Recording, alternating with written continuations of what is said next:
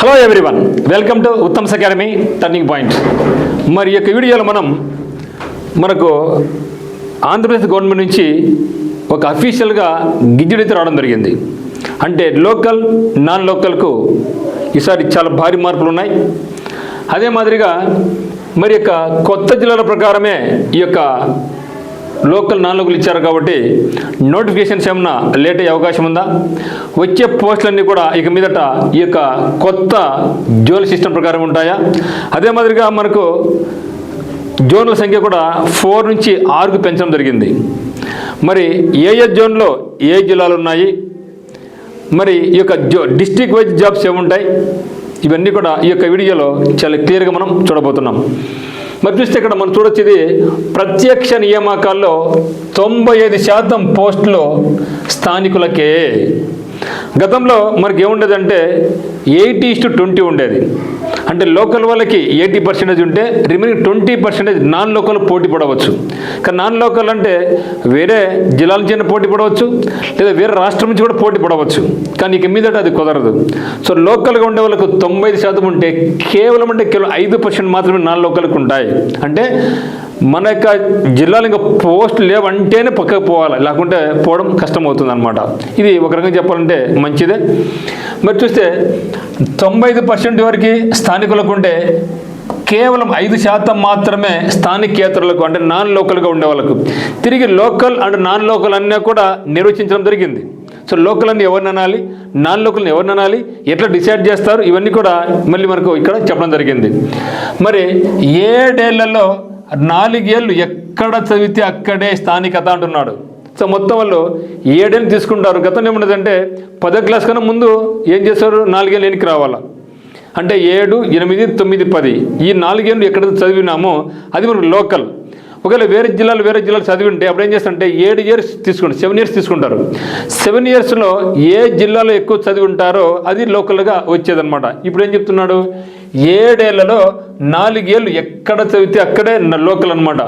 ఇది ఏం చేస్తున్నారంటే 26 జిల్లాల ప్రాతిపదికన గెజిట్ జారీ చేసిన కేంద్ర ప్రభుత్వం. సో ఇది మనకు ఎక్కడి నుంచి వచ్చిందంటే సెంట్రల్ గవర్నమెంట్ నుంచి మనకు అఫీషియల్గా. ఎందుకంటే 13 జిల్లాలు కాస్త 26 జిల్లాలు అయిపోయింది. మరి ఇంకా 2-3 జిల్లాలు కొత్త వస్తూ అంటున్నారు, అది ఇంకా మనకు తెలియదు. కాబట్టి ప్రస్తుతానికి మాత్రం 26 జిల్లాల ప్రాతిపదికనే ఈ యొక్క లోకల్ అండ్ నాన్ లోకల్ అనేది డిసైడ్ చేయబోతున్నారు.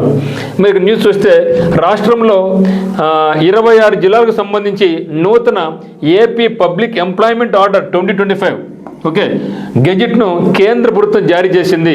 ఇప్పటి వరకు ఉన్న పబ్లిక్ ఎంప్లాయ్మెంట్ ఆర్డర్ 1975ను రద్దు చేసింది. అంటే పాతది ఇంకా రద్దు అయిపోయింది, ఇప్పుడు మనకు వచ్చింది కొత్త ఆర్డర్స్ అన్నమాట. మరి చూస్తే డీటెయిల్స్ వెళ్ళిపోయే ముందుగా టర్నింగ్ పాయింట్ కోచింగ్ సెంటర్ నందు మీకు SBI కానీ, IPS కానీ, SSC, RRB, అండ్ కానిస్టేబుల్ సంబంధించి, ఏపీ హైకోర్టు సంబంధించి మీరు పోటీ పరీక్ష ఏదైనా సరే కరెంట్ అఫైర్స్ పరంగా మీకు ఎక్సలెంట్గా ఉత్తమ్స్ అకాడమీ యాప్ నందు మీకు క్లాసెస్ ఉన్నాయన్నమాట. ఇంట్రెస్ట్ ఉన్న వాళ్ళు యాప్ డౌన్లోడ్ చేసుకొని మనకు కోర్స్ పర్చేజ్ చేసుకోవచ్చు. చూస్తే ఇక్కడ డీటెయిల్స్ చూస్తే మల్టీ జోనల్ అన్ని వివరిస్తాం మీకు. ఒక జోనల్ 1లో మల్టీ జోనల్ కూడా ఉన్నాయి. మల్టీ జోనల్ రాష్ట్ర స్థాయి పోస్టులను నిర్దేశించింది.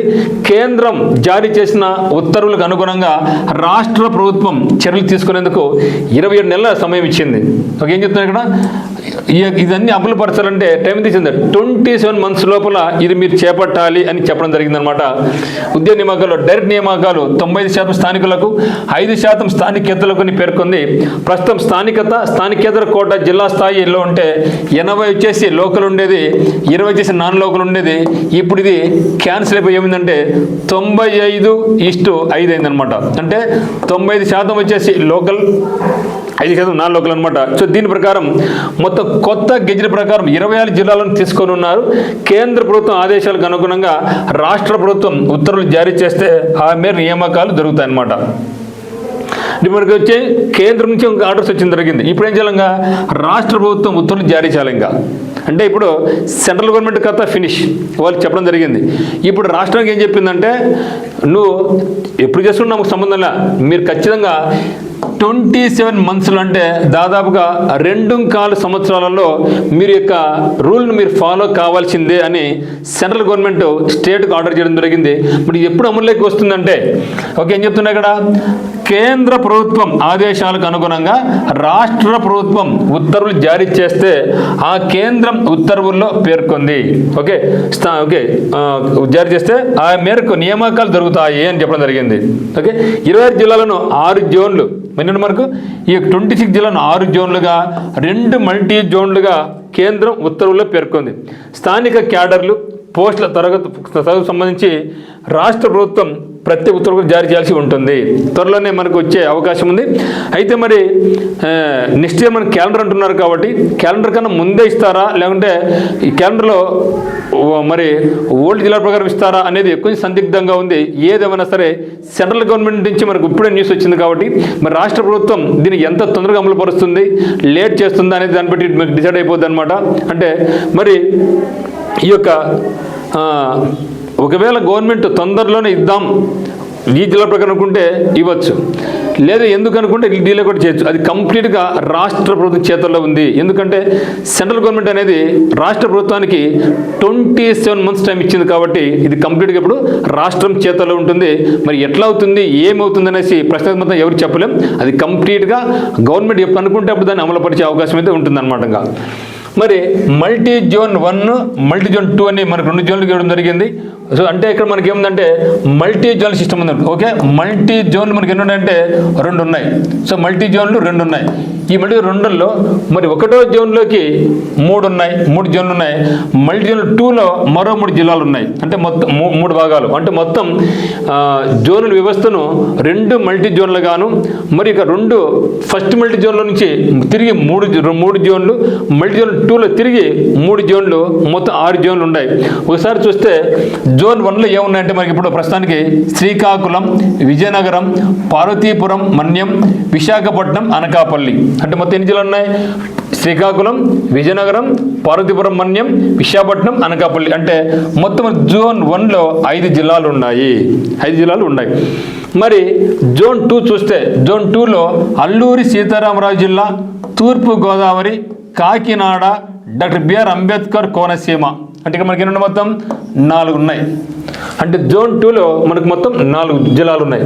మరి జోన్ 3లో చూసుకుంటే జోన్ 3లో పశ్చిమ గోదావరి, ఏలూరు, ఎన్టీఆర్, కృష్ణా. మరి ఇక్కడ మనకి 4 ఉన్నాయి. ఓకే మరి మల్టీ జోన్ 2లో చూస్తే మల్టీ జోన్ 2లో చూస్తే జోన్ నెంబర్ 4లో ఏమున్నాయంటే మనకు గుంటూరు జిల్లా, పల్నాడు జిల్లా, బాపట్ల జిల్లా, ప్రకాశం జిల్లా, శ్రీ పొట్టి శ్రీరామ్ నెల్లూరు జిల్లా. మొత్తం ఏంటంటే మనకు 5 ఉన్నాయి.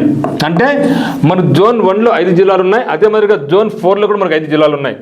తర్వాత జోన్ నెంబర్ 5 చూస్తే తిరుపతి జిల్లా, చిత్తూరు జిల్లా, అన్నమయ్య జిల్లా, వైఎస్ఆర్ కడప జిల్లా. మొత్తం మనకు 4 ఉన్నాయి. సో గతంలో మనకు జోన్ 4లో ఏముండేదంటే రాయలసీమ జిల్లాలు ఉండేవి. సో జోన్ 4లో రాయలసీమ జిల్లాలు అంటే పాత జిల్లాల ప్రకారం కడప జిల్లా, పాత జిల్లా ప్రకారము అనంతపురం జిల్లా, పాత జిల్లా ప్రకారము కర్నూలు జిల్లా, పాత జిల్లా ప్రకారం చిత్తూరు జిల్లా ఉండేటివి.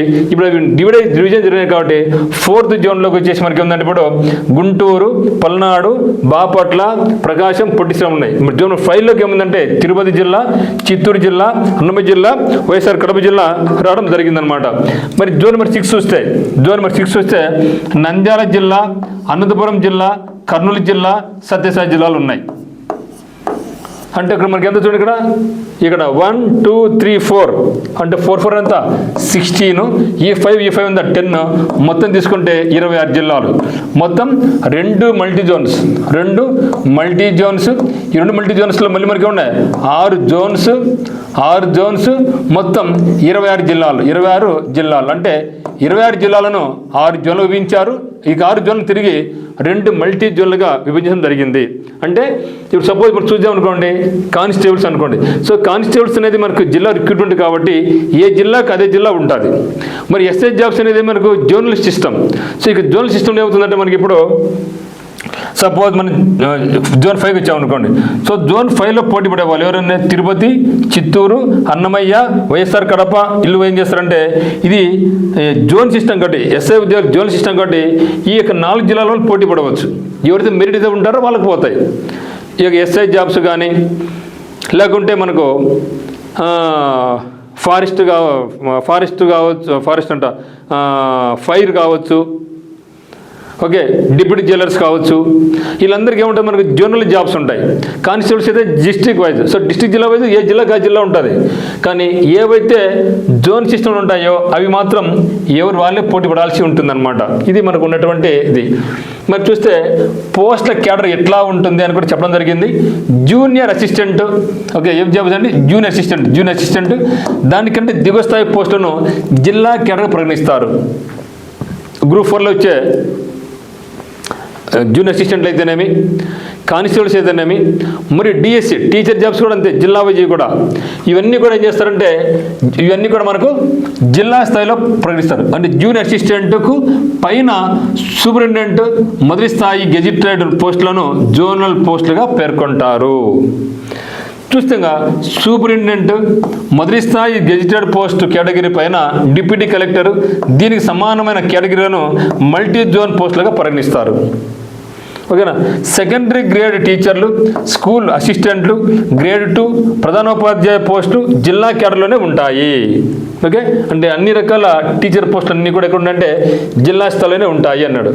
మరి స్థానికత గుర్తింపు ఎట్లా, మరి లోకల్ నాన్ లోకల్ ఎట్లా డిసైడ్ చేస్తారనే దానికి కూడా ఫుల్గా నిర్వచనం ఉంది.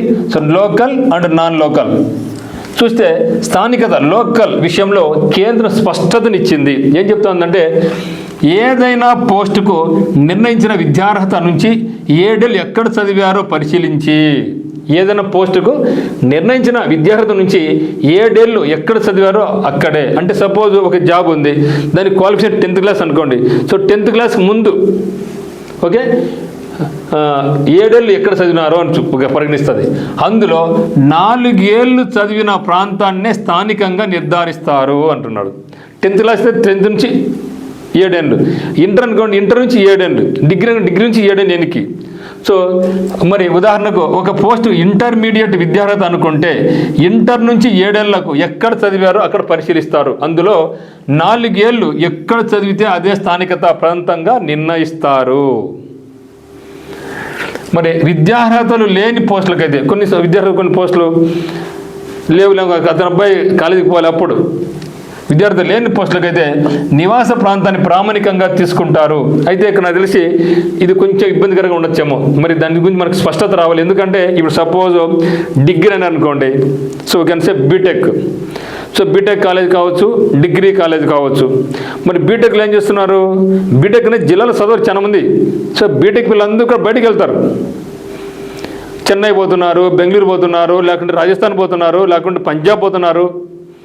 ఒకవేళ ఆంధ్రలో కూడా జిల్లాలు మారిపోతున్నారు. మరి అటువంటి వాళ్ళ ఇష్టంలో ఏం చేస్తుంది అనేది చూడాలి. ప్రస్తుతానికి మాత్రం దాని మీద ఫుల్ క్లారిటీ రావాల్సి ఉంటుంది. గతంలో ఏముండదంటే 10th క్లాస్ బేస్ చేసుకునేవాళ్ళు. సో 10th బేస్ చేసుకొని ముందుకు 4 ఏళ్ళు ఎక్కడ చదివినారో అది స్థానికత. వేరే జిల్లాలు చదివింటే 10th నుంచి 7 ఏళ్ళు ఎనికిపోయేవాళ్ళు. మరి దీని ప్రకారము ఇంటర్మీడియట్ డిగ్రీ అని పర్లేదు, ఇంటర్ వరకు మోస్ట్లీ 10th క్లాస్ వరకు అయితే మాత్రం మ్యాక్సిమం చాలామంది ఏ జిల్లాలో వాళ్ళు అదే జిల్లా చదువుతారు. కానీ ఇంటర్ తర్వాత మొత్తం మారిపోతుంది. ఎందుకంటే ఇంటర్లో ఇప్పుడు ఏమవుతా ఉంది, మనకనే కాదు చాలా మన రాష్ట్రంలోని అన్ని జిల్లాల్లో కూడా కొన్ని ప్రాంతాలు కేంద్రీకృతమైపోయినాయి. హైదరాబాద్ చాలామంది పోతున్నారు, లేదా విజయవాడ, లేదా గుంటూరు, ఇట్లా నెల్లూరు, ఇట్లా కొన్ని ప్రాంతాలకు పరిమితమైపోయినాయి.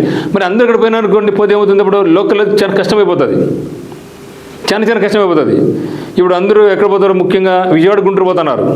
మరి అందరూ అక్కడ చదువుతుంది ఇంటర్మీడియట్ పోస్ట్కి అదే అంటే ఏమవుతుంది, అంతా అక్కడే అవుతుంది కదా, అది ఇబ్బందికరంగా ఉంటుంది. మరి దీని మీద మనకు స్పష్టత రావాల్సి ఉంటుంది. ఇది ఎక్కడ స్పష్టత వస్తుందంటే మనకు రాష్ట్ర ప్రభుత్వం కూడా మనకు ఉత్తర్వులు జారీ చేస్తే, సో దాంట్లో మనకు ఫుల్ క్లారిటీ వచ్చే అవకాశం ప్రస్తుతానికి మాత్రం అంత క్లారిటీ లేదనుకుంటున్నాను. ఈ పాయింట్ మాత్రం 7 ఏళ్లలో ఏ ప్రాంతంలోనూ చదవకపోతే రాష్ట్రంలో నివాస ప్రాంతాన్ని పరిగణించుకుంటారు. అసలు చదవలేదనుకోండి రాష్ట్రంలో, ఓకే, 7 ఏళ్లలో ఏ ప్రాంతంలోనూ చదవకపోతే రాష్ట్రం నివాస ప్రాంతాన్ని పరిగణలోకి తీసుకుంటారు అంటున్నాడు. మళ్ళీ అంటే ఒకవేళ ఇక్కడ చదవలేదు అప్పుడు ఏం చేస్తారు, బయట రాష్ట్రంలో చదివితే ఏమవుతుంది, అప్పుడు మీ నివాసం తీసుకోవడం జరుగుతుంది అంటున్నాడు. అంధత్వం, వినికిడి లోపం ఉన్న వారి కోసం ప్రత్యేకించిన పాఠశాలలో చదివితే తల్లిదండ్రుల స్వస్థలాన్ని స్థానికంగా తీసుకోవడం జరుగుతుంది. ఇది మంచి పాయింట్. ఉత్తర్వుల్లో ఉన్న దానితో సంబంధం లేకుండా ఎవరైనా ప్రభుత్వ ఉద్యోగి రాష్ట్ర వెలుపల పోస్టింగ్ పొందినట్లయితే ఆ ప్రభుత్వ ఉద్యోగి పిల్లలకు వారి తండ్రి లేదా తల్లి స్థానికత ప్రభుత్వ ఉద్యోగి ప్రాంతాన్ని ఎంచుకుంటే హక్కు కల్పించింది. ఇది మనకి ఇచ్చిందనమాట. బట్ ఏది ఏమైనా సరే మనకు తొందరలోనే మనకు రాష్ట్ర ప్రభుత్వం కూడా ఓకే, సో రాష్ట్ర ప్రభుత్వం కూడా మనకు ఉత్తర్వులు ఇస్తే దాంట్లో మనకు తెలుస్తుంది. అయితే ఇది నాకు తెలిసి లోకల్ నాన్ లోకల్ కొంచెం ఇబ్బందికరంగానే ఉన్నట్టుగా ఉందన్నమాట నా అంచనా ప్రకారం.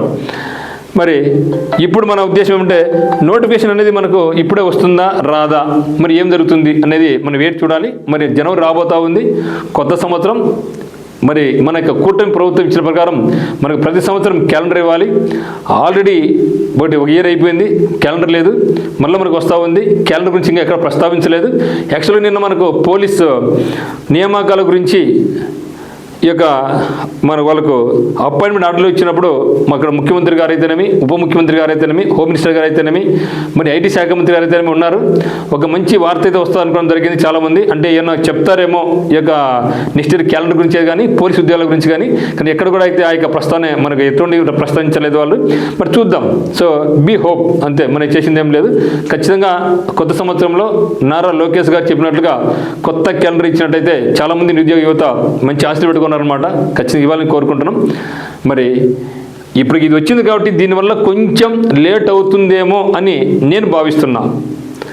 అది మన చేతులు అయితే ఉండదు, ఎవరి చేతులు ఉండదు. అది గవర్నమెంట్ అనుకుంటే ఇప్పుడేనండి, గవర్నమెంట్ అనుకుంటే హద్దు కానే కాదు, ఏదైనా సరే చేయాలని చేస్తుంది. లేదనుకుంటే స్లోగా నానుపుతా పోతుంటారు. ఇప్పుడు ఇది వచ్చింది కదా చూద్దాంలే, దాని మీద కమిటీ వేద్దాంలే, ఇట్లా చేసి నానుపునికి అవకాశం కూడా ఉంటుంది. బట్ ఏదేమైనా సరే కొత్త సంవత్సరంలో మనకి ఆశయాలు, మనకి లక్ష్యాలు ఏమైతే ఉన్నాయో అవన్నీ కూడా నెరవేరాలనేసి మనస్ఫూర్తిగా మనకి ఉత్తమ్స్ అకాడమీ మరి టర్నింగ్ పాయింట్ కోరుకుంటా ఉంది. సో అందరికీ all the very best. Thank you for watching.